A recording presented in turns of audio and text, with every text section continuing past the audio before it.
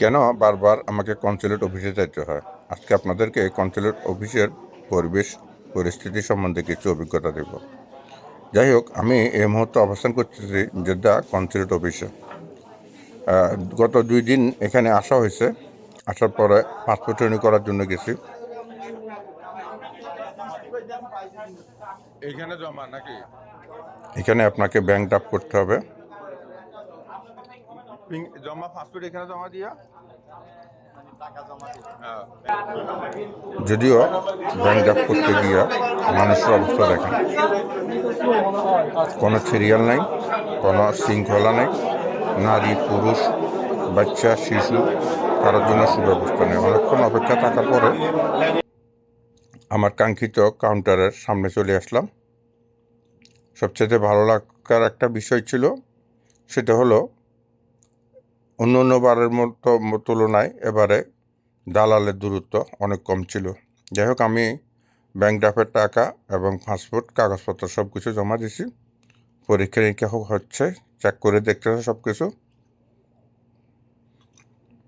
এবং এখান থেকে কাগজপত্র নিয়ে বেরিয়ে যাব দোতলাতে। সেখানে যাওয়ার পরে ওইখানেই আপনার ফিঙ্গারিং এবং কি আই টেস্ট দিতে হবে।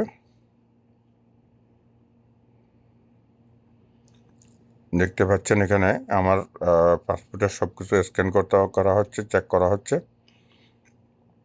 তবে একটা বিষয় ভালো লাগলো যে দালালের যে আগের থেকে যে গেটে বা গেটের বাইরে বিভিন্ন রকমের দালাল ছিল, সে সমস্ত দালালের পরিস্থিতি থেকে অনেকটা নিরাপদ আছে। আপনি কাগজপত্র নির্দিষ্ট মক্তব অর্থাৎ অফিস আছে, বাইরে অফিসে আপনার সবগুলা কাগজপত্র রেডি করা শিডিউল করে দিবে, আপনাকে কবে আসতে হবে 3 তারিখ দিয়ে দিবে, সে মোতাবেক আপনাকে আসে কাজ করতে হবে এবং সেই কাজ টাইম টু টাইম আসতে হবে। যদিও আমাকে গত মাসের টাইম দিয়েছে এই মাসের 24 তারিখে দুপুর 2টায়। তারপরও অনেকটা সময় অপেক্ষা থাকার পরে আমার সিরিয়াল পাইলাম। তো পাসপোর্ট নিয়ে আমি এখন দোতলা চলে যাচ্ছি। এখানে ফিঙ্গারিং দেওয়া হবে।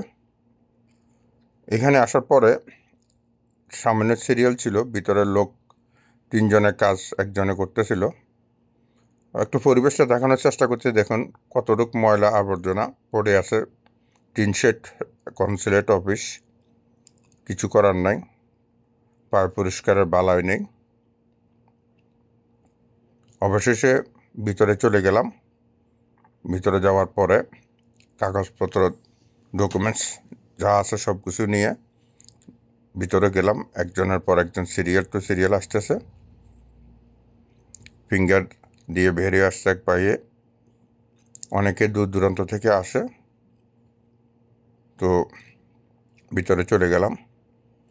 যাওয়ার পরে যে জিনিসটা দেখলাম, দেখুন একটা কনসুলেট অফিসের ভদ্রলোক, তার পায়ের শুজ নেই, বসার কিংবা তার অবস্থান, জিনিসটা অপ্রফেশনাল মনে হলো।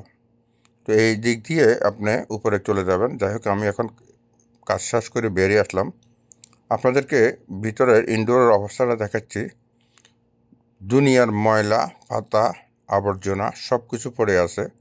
ক্লিন করার বা পরিষ্কার পরিচ্ছন্ন রাখার কোনো বালাই দেখলাম না। একটা কনসুলেট অফিস যদি এরকম অপরিচ্ছন্ন থাকে, নিশ্চয়ই এখানে ক্লিনার বা সব ধরনের সব লোক আছে, তারপরে এরকম অপরিষ্কার থাকার মতন কথা না। আশা করি যথাযথ কর্তৃপক্ষ দৃষ্টি আকর্ষণ করবে। এটা কনসুলেট অফিসের বাইরের সাইড। এখানে সিকিউরিটি আছে, সরকারি সিকিউরিটি, সৌদি সরকারের পক্ষ থেকে সিকিউরিটি দেওয়া আছে। দেখতে পাচ্ছেন consulate general office in Jeddah এবং বাংলাদেশ মনোগ্রাম, উপরে বাংলাদেশের ফ্ল্যাগ দেখা যাচ্ছে, লাল সবুজের পতাকা পটপট করে উঠতে আছে। এখান থেকে কাজ শেষ করলাম, আপনাদেরকে বাইরের অংশটা দেখাচ্ছি। এখন বাইরে কিছু অংশ দেখতে পাবেন। এভাবে অঞ্চলের বাইরে বিভিন্ন রকমের অফিস আছে যেখানে আপনি সার্ভিস নিতে পারবেন। যে সমস্ত সরকারি কাজের আপনার যে সমস্ত কাগজপত্র ডকুমেন্টস প্রয়োজন। ফিঙ্গারিং শেষে আপনাকে এই ধরনের একটা রিসিপ্ট দিবে। রিসিপ্টটা অবশ্যই সামলে রাখতে হবে, কোনোভাবে হারানো যাবে না, কারণ এই রিসিপ্ট দিয়ে আপনি পরবর্তীতে পাসপোর্ট গ্রহণ করতে হবে। যাই হোক, যারা জেদ্দা আছেন তারা অবশ্যই আপনার অবস্থান জানাবেন, এবং যারা এই কনসুলেট অফিসের সার্ভিস নিয়ে থাকেন আপনাদের মতামত জানাবেন, কার কী অভিজ্ঞতা আছে অবশ্যই ভিডিওর মাধ্যমে জানাবেন। ভিডিওটা ভালো লাগলে অবশ্যই শেয়ার করবেন। ধন্যবাদ সবাইকে।